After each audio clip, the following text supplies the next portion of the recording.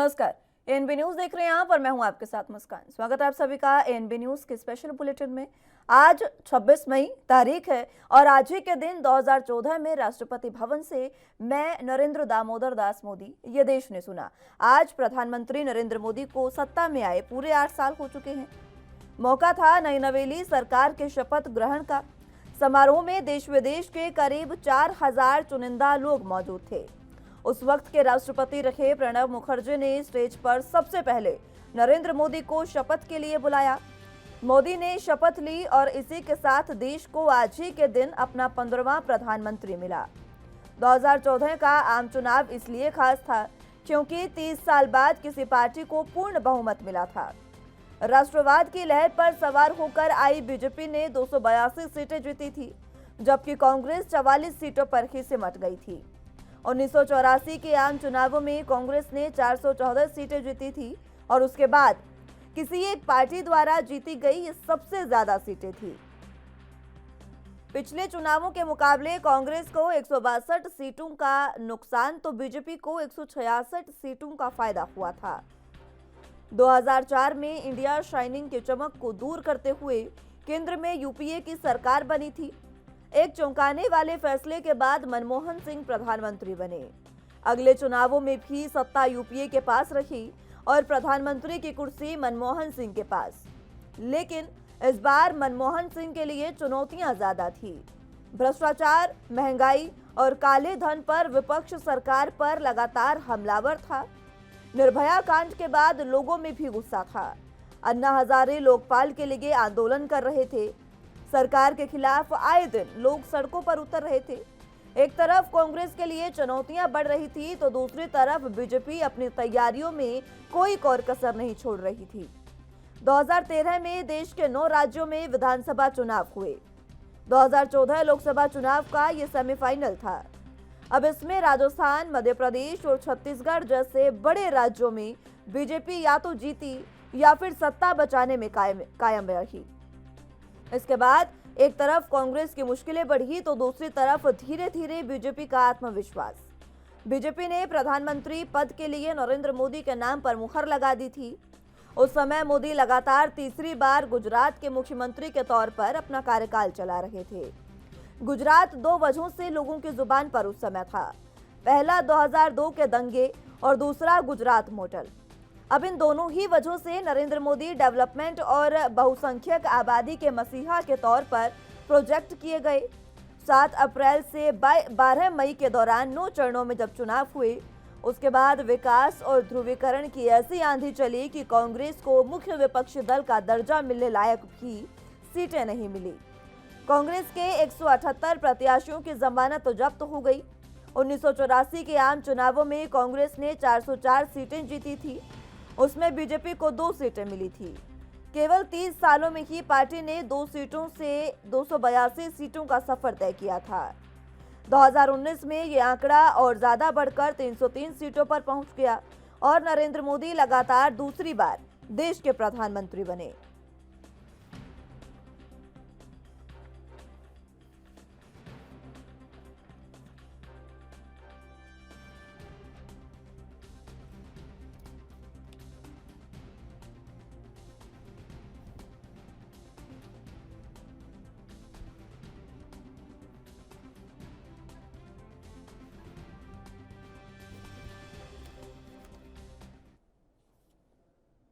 चलिए तो इसी पर चर्चा की शुरुआत कर लेते हैं। आज केंद्र में बीजेपी की सरकार को पूरे 8 साल हो चुके हैं और इन 8 सालों में क्या कुछ बीजेपी का लेखा जोखा रहा, उस पर आज चर्चा कर लेते हैं। तमाम गेस्ट हमारे साथ मौजूद हैं, उनका तारुफ आपसे करवा देते हैं।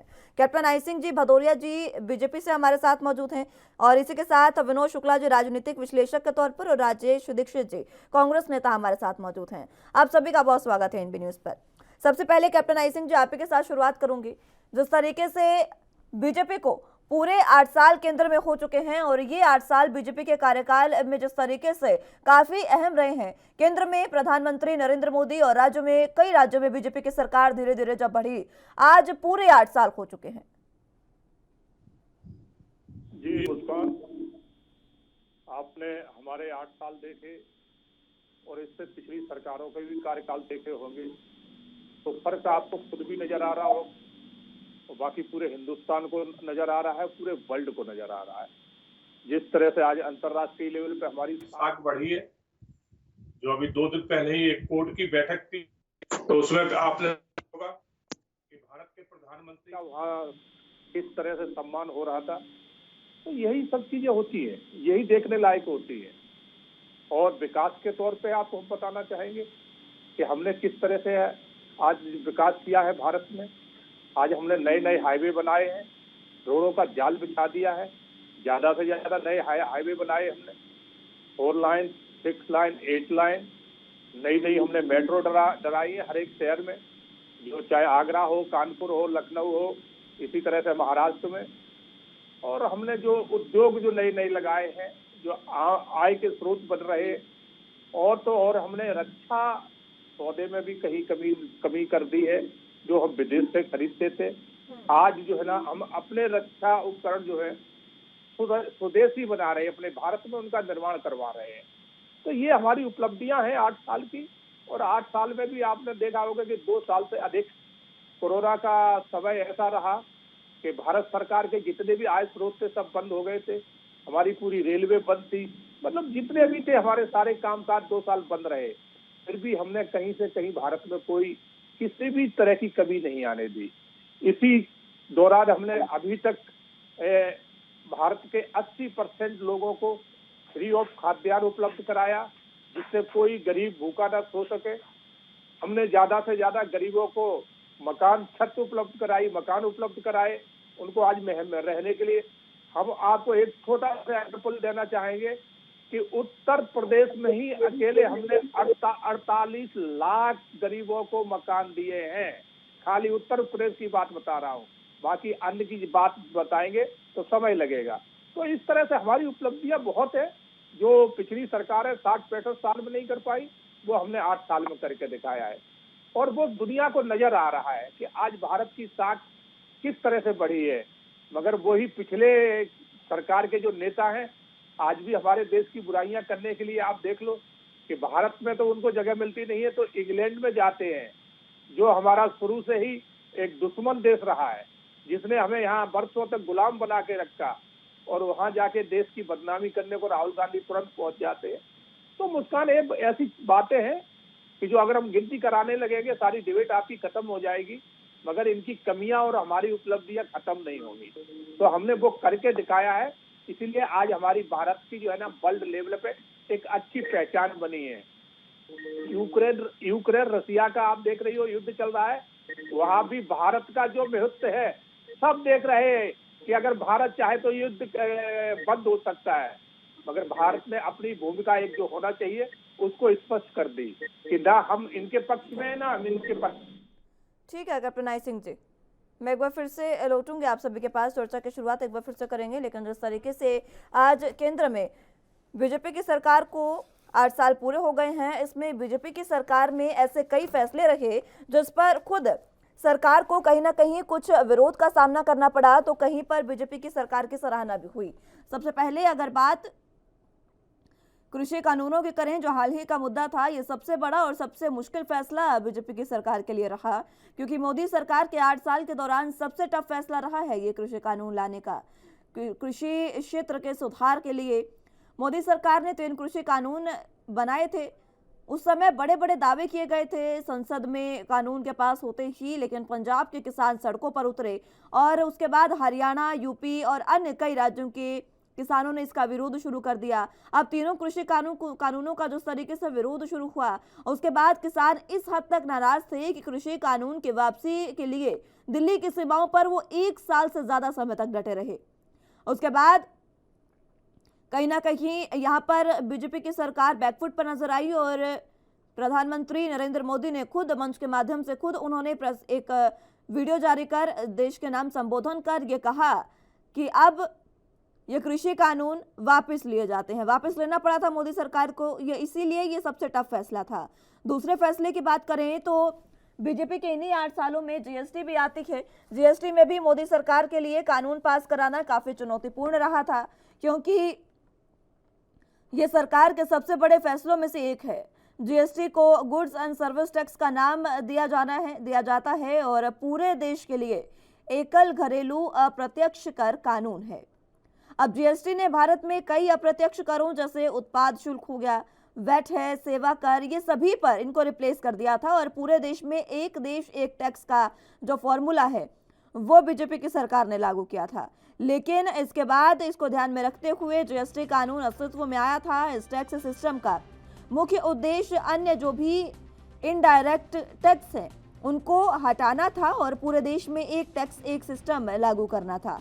बावजूद इसके जीएसटी को लेकर व्यापारियों ने तमाम विरोध किए थे। केंद्र और राज्य सरकार में अभी तक जीएसटी को लेकर तनातनी बनी हुई है और यही वजह है कि ये भी एक काफी टफ, काफी मुश्किल फैसला बीजेपी की सरकार के लिए रहा था। ऐसे ही कई फैसले हैं जिसने बीजेपी की सरकार को कहीं ना कहीं दोराहे पर लाकर खड़ा कर दिया था। आप नोटबंदी की बात कर लीजिए। नोटबंदी के साथ साथ 3 तलाक जब हुआ उसमें मुस्लिम महिलाओं को 3 तलाक से निजात दिलाई गई। रूस यूक्रेन युद्ध तो अभी चल ही रहा है। जम्मू कश्मीर से धारा 370 हटाना भी ये सबसे मुश्किल फैसला बीजेपी की सरकार के लिए रहा। सर्जिकल एयर स्ट्राइक की गई जब उरी हमला हुआ देश में, उसके बाद बीजेपी ने जिस तरीके से सर्जिकल स्ट्राइक की, ये भी सबसे अहम फैसला रहा। और कश्मीर क्षेत्र के आतंकवादी लॉन्च पैड पर सर्जिकल स्ट्राइक की गई थी, आतंकियों का सफाया किया गया था। पुलवामा अटैक के बाद भारतीय सेना के जवान पाकिस्तान के बालाकोट पर स्ट्राइक कर आतंकियों के ठिकाने को ध्वस्त भी कराए थे और यही वजह रही कि इसने पूरे देश में भारत की छवि को बदला, पूरी दुनिया में भारत की छवि को बदला। और उसके बाद ये बात कही जाने लगी कि भारत अब पहले जैसा भारत नहीं रहा और अब भारत इन चीजों पर चुप नहीं बैठेगा, इस तरीके की बातें। हालांकि सीएए एनआरसी भी एक ऐसा मुद्दा है जिस पर बीजेपी को आलोचना भी झेलनी पड़ी और एक मुश्किल फैसला भी रहा। अब बात यह है कि जब नरेंद्र मोदी प्रधानमंत्री बने तब भारत की जीडीपी की अगर बात करें तो 112 लाख करोड़ रुपए के आसपास की थी। अब आज भी भारत की जीडीपी 232 लाख करोड़ से ज्यादा है। भारत दुनिया की 6ठी सबसे बड़ी अर्थव्यवस्था भी बना है। आपको बता दें कि प्रधानमंत्री मोदी ने 2025 तक भारत की जीडीपी $5 ट्रिलियन तक पहुंचाने का टारगेट रखा है। हालांकि अभी के हालात को देखते हुए ये टारगेट तय समय तक पूरा करना कुछ मुश्किल लग रहा है। मोदी सरकार में आम आदमी की कमाई में बड़ा इजाफा हुआ है। मोदी सरकार से पहले आम आदमी की सालाना आय 80,000 रुपए से कम थी, लेकिन अब वो 1.5 लाख रुपए से ज्यादा है। और ये बात अलग है कि भारत में अभी 80 करोड़ से ज्यादा लोग हैं जो अभी भी गरीब चल रहे हैं।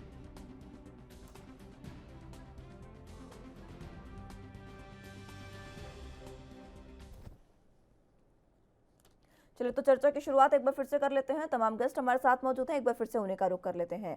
मैं आपके पास दीक्षित साहब आना चाहूंगी। जिस तरीके से बीजेपी के 8 साल का कार्यकाल पूरा हुआ, कई ऐसे फैसले हैं जो बीजेपी ने लिए और जिन पर बीजेपी की आलोचना भी हुई। कई फैसले, कई योजनाएं ऐसी रही जिन पर बीजेपी की सराहना भी की गई। किस तरीके से आप देखते हैं तमाम 8 साल के कार्यकाल को?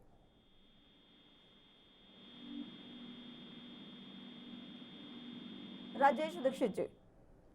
जी जी जी मुस्कान जी नमस्कार। देखिए मुस्कान जी, धन्यवाद माफ देते हैं, आपने हमको अपने इस चैनल में जोड़ा।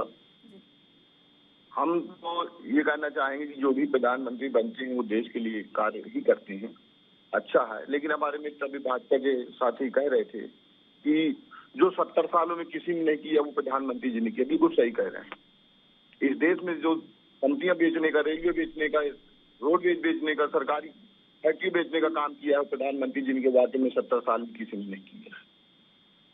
काला धन वापस लाएंगे, बेरोजगारी खत्म करेंगे, डीजल पेट्रोल के दाम 25 रुपया, 50 रुपया, 25 रुपया डीजल और 50-40 रुपया पेट्रोल बेचेंगे, गैस सिलेंडर 200 का देंगे। यही सभी उपलब्धियां हैं, यही भाजपा की उपलब्धियां हैं। 70 साल में वही किया है जो दूसरी सरकारों ने नहीं किया है। अरे इनको तो सोचना चाहिए, इस देश की क्या हालत थी, इस देश को बनाने में कांग्रेस ने कितना योगदान किया। आज ये कह रहे हैं कि हमने ये बनाया वो बनाया, कि 8 साल में सब बना लिया। ये कांग्रेस की देन थी जो आज मेट्रो बन गई, जो बड़ी बड़ी रेलवे लाइन बिछ गई, 4 लेन बच गए। 4 लेन से गरीबों का पेट नहीं, 6 लेन से पेट नहीं चलता है। उनके लिए व्यवसाय की उपलब्ध कराइए, कम से कम फैक्ट्रियां लाइए, रोजगार दीजिए। तो ये तो सरकार किसी की भी रहे, अच्छा बुरा होता रहता है। लेकिन जो उम्मीदें सोची गई थी माननीय मोदी प्रधानमंत्री जी से, वो नहीं हो पाएंगे। आपके पास मैं आना चाहूंगी, बतौर राजनीतिक विश्लेषक आंकलन करके जरा बताइएगा कि कांग्रेस की सरकार में और उसके बाद ये बीजेपी के जो 8 साल हैं, किस तरीके से हम देख सकते हैं कि कौन सी सरकार ने हमें कितना दिया। क्योंकि देखिए, ये बात तो वाजिब सी है कि इस देश को हर सरकार ने कुछ ना कुछ दिया है, और अगर ये देश आज यहाँ तक पहुंचा तो हर सरकार का इसमें योगदान रहा है। लेकिन अभी भी दोनों सरकारें काले धन को लेकर सबसे ज्यादा अड़ी हुई हैं आपस में। हेलो जी शुक्ला साहब, अपनी बात रखें। जी, नहीं देखिए, कोई भी सरकार हो, वो देश के विकास के लिए कार्य करती है और कार्य करना उसकी जिम्मेदारी है। उसको चुना ही इसलिए जाता है कि वो देश के लिए काम करे। अब रही काले धन की बात करने की और काले धन के मसले पर चर्चा करने की, तो भाजपा सरकार का पावर में आना, उसके पीछे एक बड़ी भूमिका काले धन को वापस लाने या काले धन को पर रोक लगाने की थी। और उसके लिए मुझे लगता है कि सरकार ने बहुत सारे इस तरह के कदम उठाए हैं जिससे उस पर निश्चित तौर पर काफी रोक लगी है। और कल जो परसों एक कश्मीरी आतंकवादी को सजा मिली है, उस सब के पीछे काले धन को रोक लगाना, और वो प्रूव हुआ है, वो साबित हुआ है कि काला धन पहुंचता था। इसके कारण साबित होकर के जो आदमी कल तक सरकारों का मेहमान रहा करता था, वो आज जेल के सलाखों के पीछे। इसके अलावा बहुत सारे फॉरेन एनजीओज जिनको फॉरेन फंडिंग होती थी, जो देश में डिविसिव एक्टिविटीज में, देश में क्रिमिनल एक्टिविटीज में इन्वॉल्व रहते थे, उनको बैन किया गया, उनकी फंडिंग रोकी गई। हवाला से बहुत सारा पैसा आता था, उनको रोका गया। तो ये सारे काम हुए हैं। अब उसमें निश्चित तौर पर कांग्रेस भाजपा को इस मामले में घेर सकती है कि प्रधानमंत्री ने अपने चुनावी भाषण में 15 लाख रुपए हर व्यक्ति को खाते में देने की कही थी, इस तरह की बात होती है। लेकिन मुझे लगता है कि अगर प्रधानमंत्री के उस भाषण को कोई भी व्यक्ति, वो चूंकि उपलब्ध है सोशल मीडिया और हर जगह पर, उसको बहुत ध्यान से सुनने की जरूरत है। अगर उसको ध्यान से सुना जाए तो प्रधानमंत्री का ये भाषण था, इसलिए कि मैं उस चुनावी रैली में था जिस चुनावी रैली में इस तरह की बात प्रधानमंत्री ने की थी, जब उन्होंने ये कहा था कि अगर हम विदेश से काला धन भारत में ले आते हैं, उसका मतलब ये होगा कि हर व्यक्ति के खाते में 15 लाख रुपए पहुंचेंगे। अगर हम वापस लाते हैं तो उसका मतलब ये होगा कि प्रधानमंत्री, ये उन्होंने नहीं कहा कि हर व्यक्ति के, अगर मैं गलत हूं तो मुझे जरूर कोई लोग करेक्ट करे, लेकिन मुझे जहां तक ध्यान है, अगर वो आप उनका भाषण उठा करके सुनोगे, उसका लबुलवाब यही था। और अगर आप, अब मैं 2-3 चीजें और कहना चाहूंगा। जो बात होती है कि इस सरकार ने किया क्या, इस सरकार का क्या योगदान है। देखिए, मैं बड़े मसले पर 370 और ट्रिपल तलाक और इन सब मसलों पर नहीं जाता हूं, वो सबको मालूम है। अगर मैं इंफ्रास्ट्रक्चर डेवलपमेंट की बात करूं, आप नॉर्थ ईस्ट जो सबसे निगलेक्टेड इलाका था पूरे भारत का, जिसको नजरअंदाज किया जाता था, और उसको भारत का डिमार्केशन होता था मेनलैंड और नॉर्थ ईस्ट। आप नॉर्थ ईस्ट में जाकर के देखिए, नॉर्थ ईस्ट में जिस तरह से सारे प्रदेशों का अपना एयरपोर्ट बना है, वहां पर 2 बड़े पुल ऐसे बने हैं जिसने 2 शहरों के बीच डिस्टेंस 800 किलोमीटर को घटा करके 100 और 150 और 200 किलोमीटर किया है। तो ये सारे एग्रीकल्चर में विकास हुआ है। नॉर्थ ईस्ट के बहुत सारे बांस को लेकर के, पाइनएप्पल्स को लेकर के, हल्दी और इस तरह की चीजें जो पहले जिन पर कोई ध्यान नहीं जाता था नॉर्थ ईस्ट में, उस पर डेवलपमेंट आपको नजर आएगा। आप बाकी और प्रदेशों में देखिए जहां पर इंफ्रास्ट्रक्चर के नाम पर आपको बहुत सारी चीजें नजर आती हैं। तो अगर आप देखिए, विपक्ष का काम, भाजपा अगर विपक्ष में होगी तो भाजपा प्रश्न चिन्ह लगाएगी कांग्रेस की सरकार पर, आम आदमी पार्टी विपक्ष में होगी, आम आदमी पार्टी लगाएगी, वैसा ही सब करेंगे। लेकिन अगर आप एक ऑब्जेक्टिव तौर पर देखिएगा तो निश्चित तौर पर विकास को एक नया आयाम मिला है और वो नजर आता है, बहुत सारे जगहों पर नजर आता है। मैं पत्रकार के नाते जिन जिन जगहों पर घूमता हूं या राजनीतिक विश्लेषक के तौर पर जिन चीजों को समझने की कोशिश करता हूं और जो मुझे डाटा उपलब्ध होते हैं, आप जम्मू और कश्मीर को ही उठा करके देख लीजिए। वहां पर जितने जो टनल्स बन रहे हैं, चाहे वो अटल बिहारी वाजपेयी टनल बना हो, चाहे नाथुला टनल बना हो, या ब्यास नदी पर जो सबसे हाईएस्ट एवर ब्रिज बन रहा है, जिसकी ऊंचाई लगभग 8 से 10 मीटर ज्यादा है एफिल टावर से। ठीक है, तो आप इसको कैसे नकार सकते हैं? तो ये सारी चीजें अगर डेवलपमेंट में नहीं आती हैं तो फिर डेवलपमेंट में क्या आती हैं? जी कैप्टन आई सिंह जी, आपके कार्यकाल का आंकलन करके तो बता दिया है राजनीतिक विश्लेषक हमारे साथ मौजूद है विनोद शुक्ला जी, और वाकई ये जो कार्य है ये कहीं ना कहीं बीजेपी के लिए सराहनीय कदम है, लेकिन विपक्ष कई मुद्दों पर अभी भी घेर रहा है आपको, जिसमें महंगाई, बेरोजगारी, यही कुछ अहम मुद्दे हैं जिनको लेकर घेरा जा रहा है। और एक सबसे बात जब आती है सबसे बड़ी, जब जीएसटी लेकर आई थी बीजेपी की सरकार तो एक देश एक टैक्स की बात कही गई थी, उसके बावजूद पेट्रोल डीजल को अभी तक जीएसटी के अंदर नहीं किया गया और भी बहुत सी चीजें ऐसी है जिनको नहीं किया गया। इस पर भी विपक्ष लगातार सवाल करता है आप पर। मुस्कान जी, मैंने आपसे पहले भी कहा कि कांग्रेस के पास ना तो अब नेता है ना नीति है, और जब दोनों ही चीजें नहीं है तो वो क्या करेंगे? झूठ बोलेंगे। जैसे अभी एक महोदय कोई बोल रहे थे, पाठक जी ने जिस तरह से अपनी बात रखी, बहुत तरीके से रखी, और उन्होंने जो सरकार की उपलब्धियां थी बिल्कुल बिंदुवार उन्होंने बताया। शुक्ला साहब, मैं माफी के साथ आपको बताना चाहूंगी कैप्टन साहब, विनोद शुक्ला जी हैं राजनीतिक विश्लेषक। हाँ, शुक्ला जी ने जो अपने बात रखी बिल्कुल बिंदुवार, उन्होंने बिल्कुल सरकार की जो उपलब्धियां हैं उनको बड़ा तरीके से बताया, उन्हें हमें बताने की जरूरत नहीं है। मगर इससे पहले एक महोदय बोल रहे थे तो उनको सुन के मुझे ऐसा लगा कि वो जो है ना सरकार के ऊपर जिस तरह से राहुल गांधी कटाक्ष करते रहते हैं, देश को जो है ना हरदम कटघरे में खड़ा करते रहते हैं, विदेशों में जाके देश की बुराइयां करते रहते, तो उसी के मुझे लगा कि उन्हीं के कोई प्रतिनिधि राहुल जी के आगे बैठ गए हैं।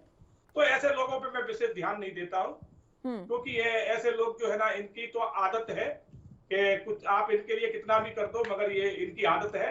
वो क्या जो एक कहा है कि 80% लोग वो है जो देश हित में सोचते हो, 20% वो लोग हैं जिनके लिए आप कितना भी कर देना फिर भी वो देश की बुराई ही करेंगे। तो ये उन लोगों में से ये लोग हैं। तो मुस्कान जी, आपने देखा होगा कि 8 साल पहले, मैं आपको बड़ा एक उस स्तर पर ले जाना चाहूंगा कि हम विदेश यात्रा करते थे तो हमारे पासपोर्ट की क्या वैल्यू थी, किस तरह से हमारे पासपोर्ट को देखा जाता था। आज हम जाते हैं, अभी मैं थोड़े दिन पहले विदेश यात्रा पे था, तो आज हमारे पासपोर्ट का वहां सम्मान होता है, उससे पहले नहीं होता था, उससे भी पहले हमने काफी बार की थी। तो ये सब चीजें देखने हुए कि बीजेपी और नरेंद्र मोदी के सामने देश को क्या मिला है। कुछ लोग आ जाते हैं, बोले ये बेच दिया, वो बेच दिया।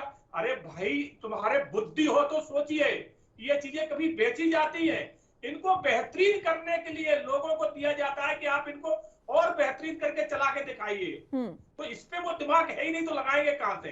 वो तो सिर्फ एक जानते हैं कि बेच दिया, लाल किला बेच दिया, रेल बेच दी, ये बेच दिया। अरे कहां से आ गए तुम लोग? जाहिलों को समझाना हर किसी के बस का काम नहीं है, क्योंकि इनका नेता ही जाहिल है। ठीक है, मैं माफी के साथ आपको कैप्टन साहब रिक्वेस्ट छोटी सी करना चाहूंगी, भाषा की मर्यादा, रिक्वेस्ट मेरी छोटी सी रहेगी आपसे कैप्टन साहब छोटी सी रिक्वेस्ट रहेगी, भाषा की मर्यादा का जरा ध्यान रखिए। कांग्रेस का नेता जाके विदेश में बातें करेगा तो उनके जो है ना अनुयायी है, वो तो फिर इससे 4 कदम और आगे बढ़ के बात करेंगे। उसका बात ये नहीं है। हम ये अपनी बताना चाहेंगे कि हमने 8 साल में क्या किया है। बाखूबी आपको जो है ना शुक्ला जी ने बताया, इसी तरह से मैं बता रहा हूँ कि हमारे देश में जब कोरोना काल आया तो आपने देखा कि कितनी भयानक महामारी थी, और इस महामारी से पूरा वर्ल्ड त्राहिमाम कर रहा था। बड़ी बड़ी शक्तियां अमेरिका जैसी, वो उनके यहाँ भी जिस तरह से महामारी फैली थी वो देखने लायक थी, जबकि वो हमसे बहुत हर चीज में, टेक्नोलॉजी में, पैसे में, ताकत में, सब में हमसे बहुत आगे है, मगर फिर भी वो कंट्रोल नहीं कर पाए। मगर हमारे नेता नरेंद्र मोदी ने वो करके दिखाया कि 8 महीने में अपनी खुद की वैक्सीन तैयार कराई और पूरे देश को लगवाई। हमारी आवाज आ रही? जी जी, मैं सुन रही हूँ आपको। हेलो, मैं सुन रही हूँ, कैप्टन साहब अपनी बात रखें। हेलो। चलिए, संपर्क कैप्टन साहब से शायद टूट गया है, उनको आवाज़ नहीं पहुंच पा रही है। दीक्षित साहब, आपके पास तब तक मैं आना चाहूंगी। जिस तरीके से कैप्टन साहब ने और विनोद शुक्ला जी ने बताई है सरकार की बातें, कहीं ना कहीं कांग्रेस के कार्यकाल में ये कमी तो रखी है। देखिए, जब मनमोहन सिंह बने दूसरी बार प्रधानमंत्री, उस समय में बेरोजगारी उनके सामने रखी और काले धन की तो सबसे बड़ी समस्या रखी, कई बड़ी चुनौतियां रही उसके सामने। और वही वो समय था जब जो आम जनता है उन्होंने कांग्रेस से कहीं ना कहीं किनारा करना शुरू कर दिया और उसके बाद से अभी तक दोबारा सत्ता में आ नहीं पाई है कांग्रेस। देखिए मुस्कान जी, सबसे पहले तो मैं ये आपसे कहना चाहूंगा कि ऐसे लोगों को डिबेट में न बैठाया करिए जो घमंडी हो, इनको तमीज नहीं है बात करने। सबसे पहली बात तो मैं कहना चाहूंगा, ये घमंडी है, इनको तमीज नहीं है बात करने की। दीक्षित साहब, कह दिया गया उन्हें भी, भाषा की मर्यादा के लिए कह दिया गया है। आपसे भी रिक्वेस्ट रहेगी, भाषा की मर्यादा में रहकर बात करें। इनको जवाब इन्हीं की जवाब में हम भी जवाब दें, भाषा में जवाब देना जानते हैं। ये 8 साल की सरकार क्या चला ली, इनको घमंड हो गया है। ये वही 2 सीटों वाली सरकार भाजपा की थी जिसको 2 सीटों के लिए बगले झाड़ते थे किसी तरह संसद में बैठने को विपक्ष में मिल जाए। तो इनको अपनी औकात नहीं भूलना चाहिए। रही बात कांग्रेस, रिक्वेस्ट रहेगी दीक्षित साहब, भाषा की मर्यादा मेरी रिक्वेस्ट रहेगी आपसे। नहीं हम रखे हैं, लेकिन इनको भी समझाइए। ये जिस तरह की भाषा का प्रयोग कर रहे हैं हम भी प्रयोग करना चाहते हैं। ठीक है, अपनी बात ये 2 सीट वाले आज इतने घमंडी हो गए हैं। क्या दिया इन्होंने? किसानों की आय दुगनी कर देंगे। यही किसानों की आय दुगनी की है। किसान मर रहा है, आम आदमी तड़प रहा है, ये तो एसी में बैठे हैं और घमंड में इनको कुछ दिखाई नहीं रही। अंधभक्त है, अंधभक्त हैं ये। कौन सा ऐसा काम कर दिया जिसके लिए वाही लूटी जाए? सिर्फ अंधभक्ति करते हैं। और राहुल जी जैसे नेता से इतना भयभीत है कि हर बात में ये राहुल जी को निशाने में लाते हैं। ये तो भयभीत है और कांग्रेस भी भयभीत है। आने वाला समय इनको बताएगा, इतना घमंड है, इनको जनता इनको दिखा देगी। जिस तरह से महंगाई चरम सीमा पर आएगी, लोग खाने के लाले पड़े हैं। ये वहाँ बैठे एसी में क्या जाने हैं। गांव में आके देखें, किसानों की आय दुगनी कर देंगे, 15-15 लाख रुपए खाते में दे देंगे, काला धन वापस कर देंगे। ये झूठ की पोटली, ये सिर्फ झूठ बोलते हैं। झूठ बोल करके सत्ता में बैठ गए हैं, इन लोगों को गुमराह कर रहे हैं और कुछ नहीं कर रहे हैं। इस देश की बेचने का काम कर रहे हैं। देखिए, जो काम किए हैं उस पर तो सरकार की सराहना होनी चाहिए ना दीक्षित साहब। बुंदेलखंड को जानते हैं, ये पूरी स्थिति है बुंदेलखंड में। कहीं चाय पत्ती हुई है, बेरोजगार लोग खाने के लिए परेशान है, पीने के लिए परेशान है। जी, हम तो यही बार बार कह रहे हैं, ये लोग करें ना, हम भी वाई करेंगे, लेकिन झूठ हम अंधभक्त नहीं है। और कांग्रेस अपने शासनकाल में सबको एक रूप से देखती थी, न कभी हिंदू मुस्लिम करती थी, मंदिर मस्जिद करती थी। ये तो बस जब चुनाव आते हैं तब मंदिर मस्जिद, पाकिस्तान, हिंदुस्तान, इसके अलावा कोई एजेंडा नहीं है। चलिए ठीक है। अभी शुक्ला जी क्या करें? शुक्ला जी की तो मजबूरी है, सरकार की वाही नहीं करेंगे तो उनको कोई पूछेगा नहीं। कमियां आप ठीक अच्छाइयां बताइए, लेकिन कमियां भी बताइए। काला धन लाएंगे, उन्होंने बड़ा स्पष्ट कर दिया। उन्होंने शायद ये कहा था, उन्होंने स्पष्ट कहा था कि काला धन 15 लाएंगे, 15 लाख रुपए खाते में देंगे। और इस बात को उनके गृह मंत्री ने मानते हुए कहा था कि ये तो जुमला है। ये जुमलेबाजों की पार्टी है, जुमलेबाज लोग हैं। ठीक है शुक्ला साहब, आप पर कह रहे हैं दीक्षित साहब कि आपने जो बयान बताया पीएम मोदी का, उन्होंने कहा कि ये बयान आपने गलत थोड़ा सा बताया है। जरा इस बात का भी जवाब दीजिएगा। और दूसरी बात ये कि इस समय देश में जो चीजें हो रही है, चाहे वो हिंदू मुसलमान हो या फिर अभी तो देश में देखिए कहीं भी आप देख लीजिए हिंदू मुसलमान हो रहा है, एक साथ इतने ज्यादा मुद्दे देश में उठाए हैं कि वाकई जो वास्तविक मुद्दे हैं वो कहीं ना कहीं गौण होते नजर आ रहे हैं। इसका कारण मैं समझना चाहूंगी आपसे। मैंने ये कहा कि जो प्रधानमंत्री ने बोला था वो ऐसा बोला था, शायद नहीं बोला था, ऐसा ही बोला था। उसको आप चेक कर लीजिए और अगर आपको लगता है कि मैं गलत बोल रहा हूँ तो मैं अपने आप को जब भी बोलिएगा करेक्ट कर लूंगा। मैं बोल रहा हूँ कि उन्होंने ऐसा ही बोला था कि अगर वापस पैसा आ जाएगा, अगर पैसा वापस आ जाएगा तो उसकी कीमत ऐसी ही होगी, हर व्यक्ति के खाते में 15 लाख रुपए। आप उसको चेक कीजिए और उसके बाद मुझे बताइएगा। मैं आपकी बात वापस लूंगा। जिस सोशल मीडिया प्लेटफॉर्म पर होगा मैं लिख के डाल दूंगा कि मैंने कहला। दूसरी बात आपने बोला कि पूरे देश में हिंदू मुस्लिम हो रहा है। आपको बीजेपी की पॉलिटिक्स और बीजेपी का जो राजनीतिक दर्शन है उसको समझने की जरूरत है। बीजेपी तो हमेशा से ये कहती रही है ना कि देश में केवल मुस्लिम मुस्लिम होता है, हम उस मुस्लिम मुस्लिम के खिलाफ हैं, हम उस धर्म निरपेक्षता के खिलाफ हैं, और हम देश की हर जनता को देश के नागरिक के नाम पर जानना चाहते हैं, और उसका उसी तरह से कल्याण करना चाहते हैं, उसके वेलफेयर के लिए उसी तरह वो खुलेआम अगर राम मंदिर की बात करते हैं तो प्रधानमंत्री राम मंदिर के शिलान्यास पर वहां पहुंचते हैं, वो छिपाते नहीं हैं इस बात को। ठीक है, आप कौन बात कर रहे हैं? ठीक है जी, मैं लौटूंगी शुक्ला साहब आपके पास एक बार फिर से, सभी के पास एक बार फिर से चर्चा की शुरुआत करेंगे। फिलहाल वक्त एक छोटे से ब्रेक का है, फौरन हाजिर होंगे।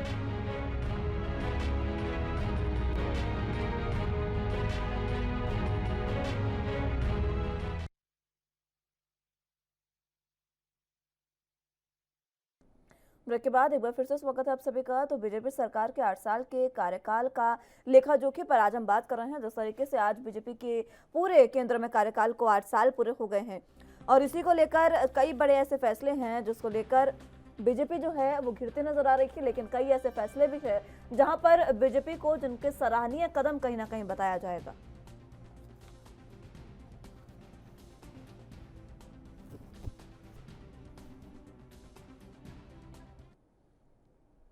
चलिए तो चर्चा की शुरुआत एक बार फिर से कर लेते हैं। तमाम गेस्ट हमारे साथ मौजूद हैं।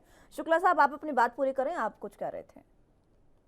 हाँ, नहीं, मैं कह रहा था कि बीजेपी का अपना जो राजनीतिक दर्शन या राजनीतिक उनकी जो बातें थी वो उसी पर काम कर रहे हैं। और जैसा मैंने पहले कहा, चाहे वो 370 की बात हो, चाहे वो ट्रिपल तलाक को लेकर के बात हो, चाहे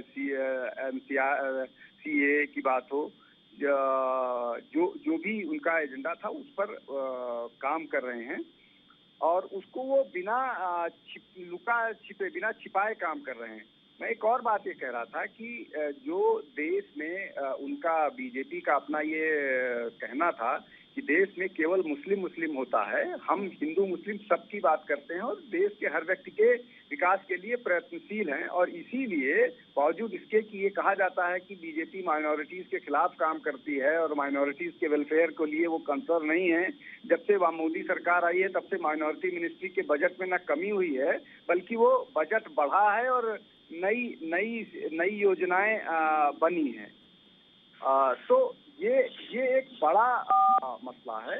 देखिए, अब मुश्किल ये होती है कि जब आप बीजेपी को बहुत सारे मसलों पर पकड़ नहीं पाते हैं या काउंटर नहीं कर पाते हैं, तो ये विपक्ष की कमी है ना। अगर आपको लगता है कि देश में महंगाई बढ़ रही है, आपको लगता है कि देश में अनएम्प्लॉयमेंट बढ़ गया है, तो इसके लिए आपको सड़कों पर उतरना पड़ेगा। इसके लिए आपको जनता के सामने ये बताना पड़ेगा कि सरकार कहाँ पर चूक रही है। लेकिन जिस तरह से बीजेपी एक के बाद एक चुनाव जीत रही है, उससे विपक्ष की असफलता ज्यादा नजर आती है। अब बीजेपी थोड़ी सड़क पर जाएगी कि नहीं हम फेल हो गए हैं, हमने महंगाई बढ़ा दी है, हम इस मसले पर फेल हुए हैं। तो आप सोचिए, डिफेंस को लेकर के जिस तरह से बीजेपी की पॉलिसी है उसको एक्सेप्टेंस मिल रहा है। तो ये विपक्ष को अपनी भूमिका के लिए दोषी नहीं ठहरा सकते हैं कि सरकार काम नहीं कर रही है। विपक्ष की भूमिका विपक्ष को निभानी पड़ेगी, जिसमें वो निश्चित तौर पर फेल हुई है। कम से कम अगर आप कांग्रेस की बात करें, इसलिए कि एक बड़े विपक्ष के रूप में आम आदमी पार्टी उभर कर आई है, जो उसी बीजेपी को जो बहुत पावरफुल नजर आती है हर जगह, उसी को दिल्ली में पटकनी दी है और पंजाब में बुरी तरह से हराया है। तो आप ये नहीं कह सकते कि बीजेपी हर जगह पूरी तरह से। आप उसका दूसरा उदाहरण वेस्ट बंगाल में देख सकते हैं, जहां ममता बनर्जी ने बीजेपी को हराया है। तो आपको अपनी रणनीति, अपनी योजनाएं बनानी पड़ेगी। ये रोना रोते रहने से कि बीजेपी कुछ नहीं कर रही है और उसने क्या किया है, उससे बेहतर होगा कि बीजेपी क्या कहीं नहीं कर पाई है वो बताइए। और बीजेपी तो अपने कार्यों का बखान करेगी।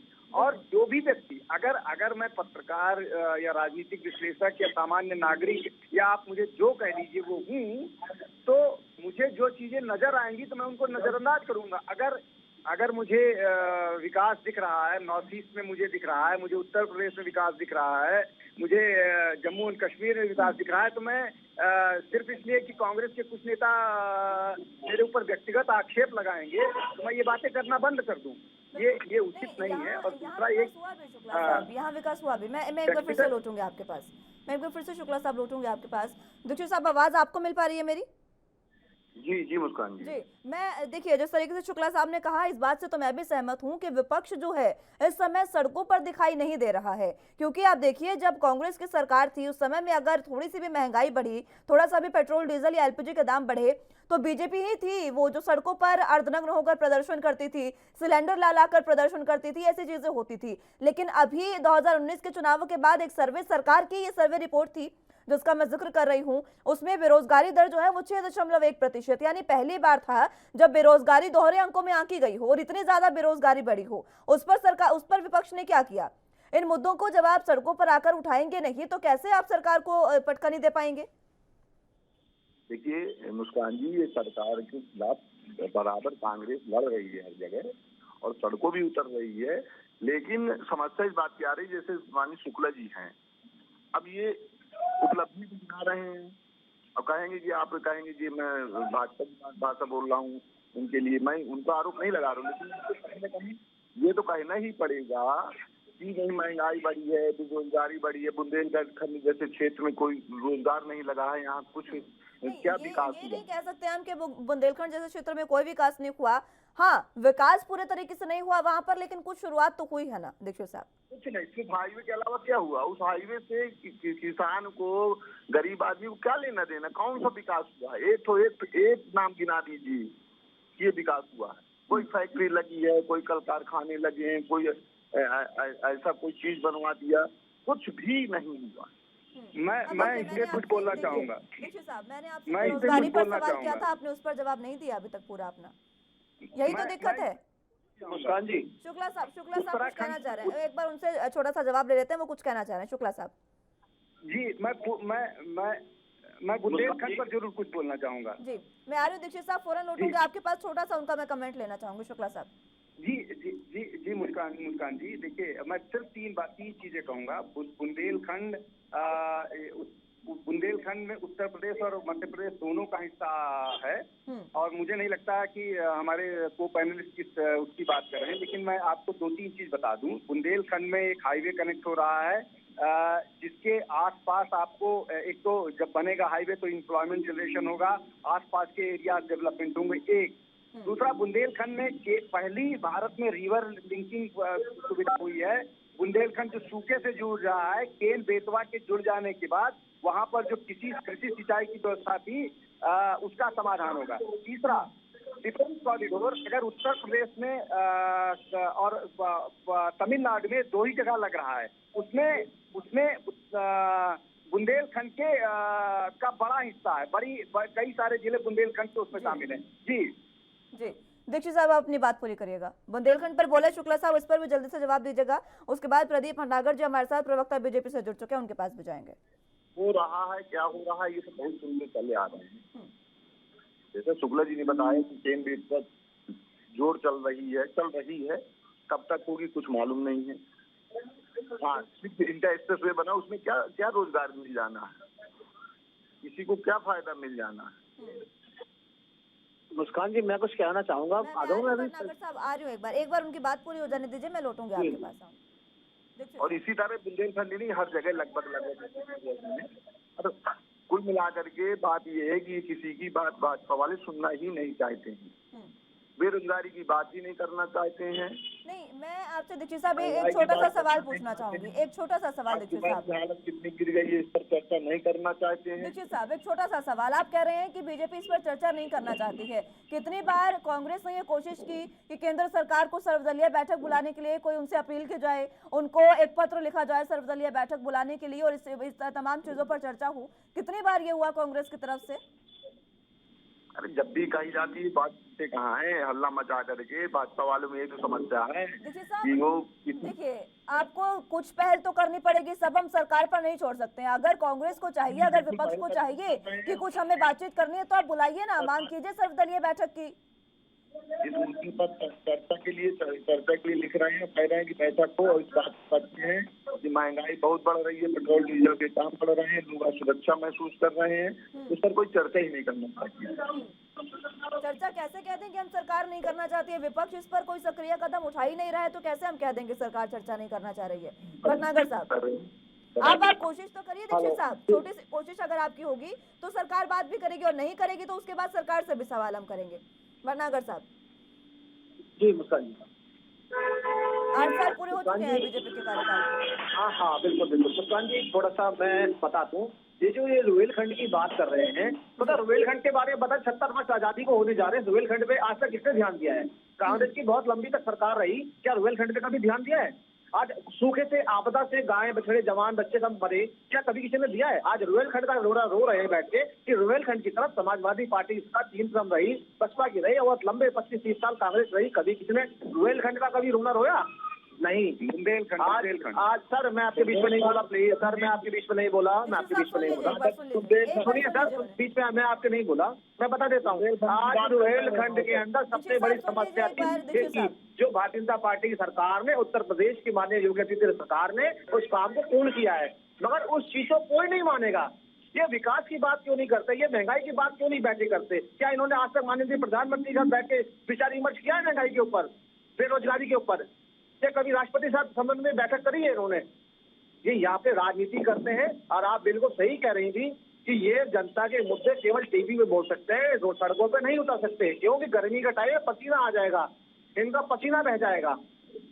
जनता की लड़ाई लड़ने के लिए हिम्मत चाहिए होती। भारतीय जनता पार्टी ने जनता के लिए लड़ाई ली है और कांग्रेस को राजनीति से वंचित किया है, और आज जो मुद्दे जनता के थे उनको पूर्ण रूप से आगे लाके उस पर काम किया है।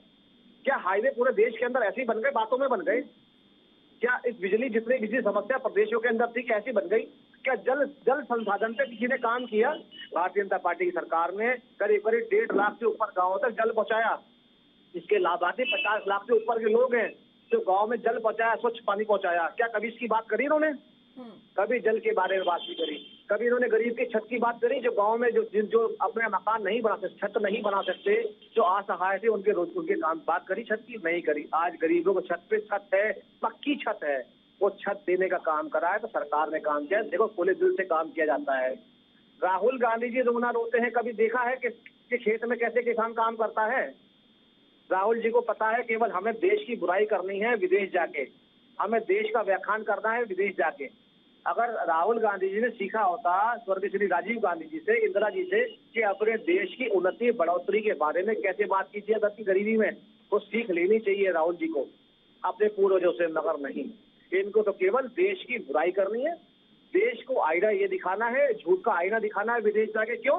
क्योंकि सत्ता से दूर है, सत्ता से बड़े विखिन्न है, परेशान है, कैसे कुर्सी पे आगे बैठे, ये बहुत बड़ी दिक्कत। देखिए कितनी विडंबना की बात है, शर्म की बात है कांग्रेस के लिए कि कपिल सिब्बल लात मार के चले गए कांग्रेस को।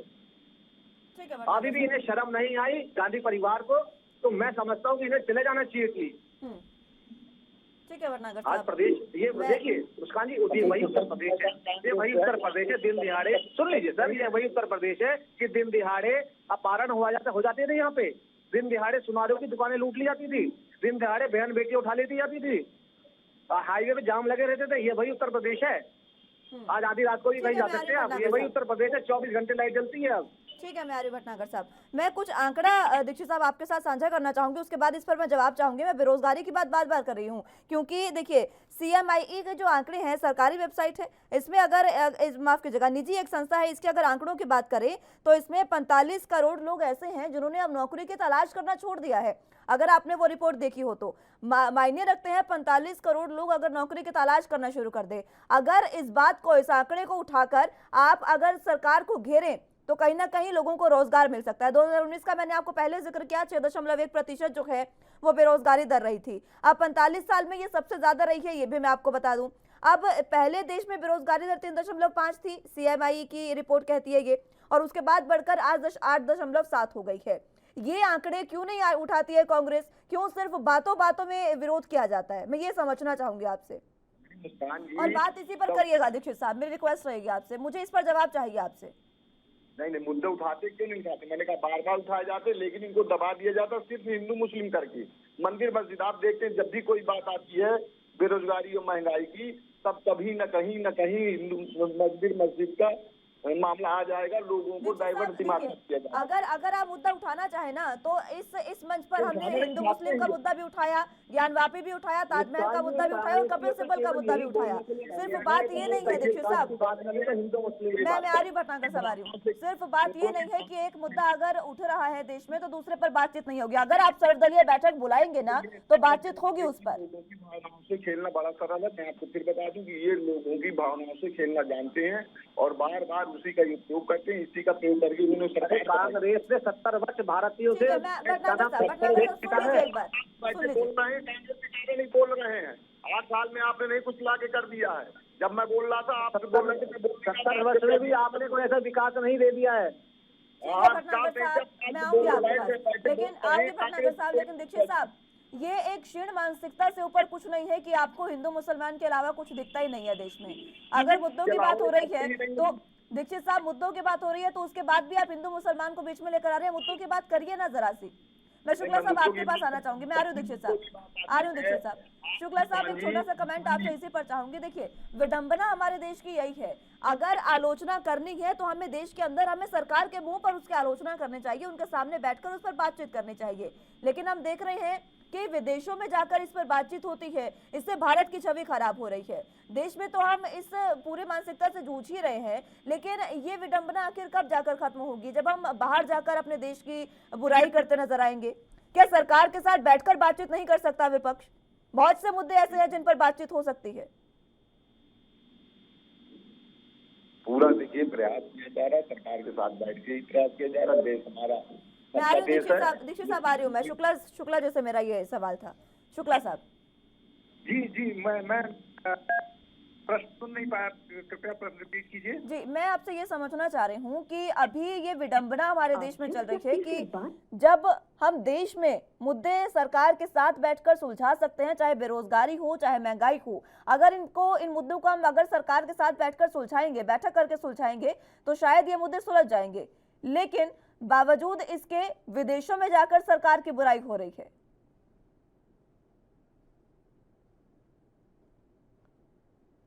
Hold. Please stay on the line.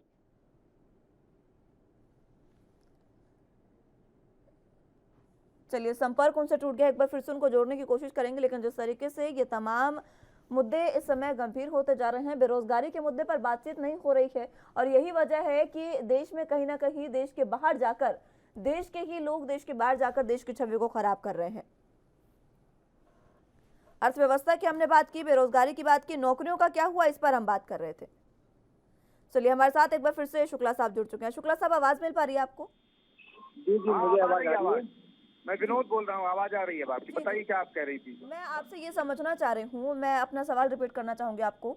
मैं बार बार इस शर्त का जिक्र कर रही हूँ क्योंकि विडंबना इस समय है ये देश में, जब देश के बाहर जाकर खुद देश के एक विपक्ष के जो सबसे बड़े नेता हैं वो देश के बाहर जाकर देश की छवि को धूमिल करने की कोशिश करते हैं, देश को अलग अलग तरीके से, चाहे वो सरकार की आलोचना करें लेकिन वो देश की आलोचना, देश के मुद्दे बाहर जा रहे हैं। क्या ऐसा नहीं हो सकता? बेरोजगारी, महंगाई, ये मुद्दे हैं जिन पर बातचीत होनी चाहिए। क्या विपक्ष सर्वदलीय बैठक की मांग करके क्या बैठकर इन मुद्दों को नहीं सुलझा सकता? जी जी, बिल्कुल, बहुत बहुत महत्वपूर्ण प्रश्न है आपका। मैं इसमें दो तीन बात कहना चाहता हूँ। आप इसको इस तरह से देखिए कि उत्तर प्रदेश के साथ साथ 4 और प्रदेशों के चुनाव थे। उन चुनावों के खत्म होने के बाद ऐसा लगता है कि कांग्रेस ने अपनी सारी राजनीतिक गतिविधियां खत्म कर दी हैं। अब फिर अगले चुनाव का इंतजार कर रहे हैं और सारे के सारे लोग वेकेशन पर निकल जाते हैं। आप बताइए, उत्तर प्रदेश में प्रियंका जी ने एक नारा दिया था, बेटी हूँ, लड़की हूँ, लड़ सकती हूँ, लड़की हूँ, लड़ सकती हूँ। तो क्या उत्तर प्रदेश की चुनाव के बाद लड़ाई खत्म हो गई? महिलाओं के साथ प्रदेश में, पूरे देश में होने वाले अत्याचार खत्म हो गए? और क्या कांग्रेस की जिम्मेदारी या प्रियंका गांधी की जिम्मेदारी सिर्फ उत्तर प्रदेश में है? मध्य प्रदेश में कुछ हो रहा है तो वहाँ नहीं है, राजस्थान में हो रहा है तो वहाँ नहीं है, छत्तीसगढ़ में हो रहा है तो वहाँ नहीं है, कर्नाटक में हो रहा है तो वहाँ नहीं है, तमिलनाडु में या बाकी प्रदेशों में हो रहा है तो वहाँ नहीं है। वहाँ क्यों नहीं इस तरह की गतिविधि जा रही है? और जब ऐसी, अच्छा, दूसरी एक महत्वपूर्ण जो आपने प्रश्न किया कि आप विदेश में जा करके में बात करते हैं और देश में अनएम्प्लॉयमेंट और महंगाई की बात नहीं करते हैं। आप विदेश में जा भी रहे हैं तो आप ऐसे नैरेटिव पर बात कर रहे हैं जो देश के खिलाफ जा रहा है, जो देश की जिसको आप पिता बोलते हैं उस पर आप प्रश्न चिन्ह लगा रहे हैं। आप कॉन्स्टिट्यूशन पर प्रश्न चिन्ह लगा रहे हैं। तो आप अपने आप को, अपनी राजनीति को ही कटघरे में खड़ा कर रहे हैं और इसीलिए यही कारण है कि लगातार कांग्रेस हाशिए पर जा रही है। आपको लड़ाई सड़क पर लड़नी पड़ेगी, आपको जनता के मसले बात करने पड़ेंगे। मुझे ये बता दीजिए, अगर जो डिफिनीशन या जो इंटरव्यू राहुल जी ने लंदन में दिया कि India is a union of state, इसको अगर सही भी मान लिया जाए तो इससे कितने लोगों का भला होगा? और ये एम्प्लॉयमेंट की सिचुएशन को और महंगाई की सिचुएशन को कहाँ से एड्रेस कर लेगा? इस बात के मायने क्या हैं? इस बात की कोई मायने है? समय की कमी मेरे पास शुक्ला साहब है, मैं माफी के साथ आपको रोकना चाहूंगी, समय की कमी मेरे साथ है। बहुत बहुत शुक्रिया आप सभी का हमारे साथ जुड़ने के लिए और चर्चा हमारे साथ करने के लिए। लेकिन जिस तरीके से बात यही है कि देश को हर सरकार ने कुछ ना कुछ दिया, चाहे वो कांग्रेस की 70 साल की सरकार रही हो या फिर 8 साल में बीजेपी का कार्यकाल, हर सरकार ने देश के विकास के लिए काम किया। लेकिन इस समय जो वास्तविक मुद्दे गौण हो रहे हैं देश में, उसको लेकर विपक्ष कितना सक्रिय है और कितना सरकार से मांग करता है, क्योंकि विदेशों में जाकर छवि को धूमिल करना आसान है, लेकिन अगर आप देश में रहकर बतौर विपक्ष उन मुद्दों को बेहतर तरीके से उठा पाएंगे तो शायद वो मुद्दे कहीं ना कहीं खत्म होते नजर आए। इस पर देखना होगा कि विपक्ष अब किस तरीके से इस पर अपना फैसला लेता है। फिलहाल के लिए मेरे साथ बस इतना ही। तमाम अहम खबरों के लिए आप देखते रहिए ANB न्यूज़। नमस्कार।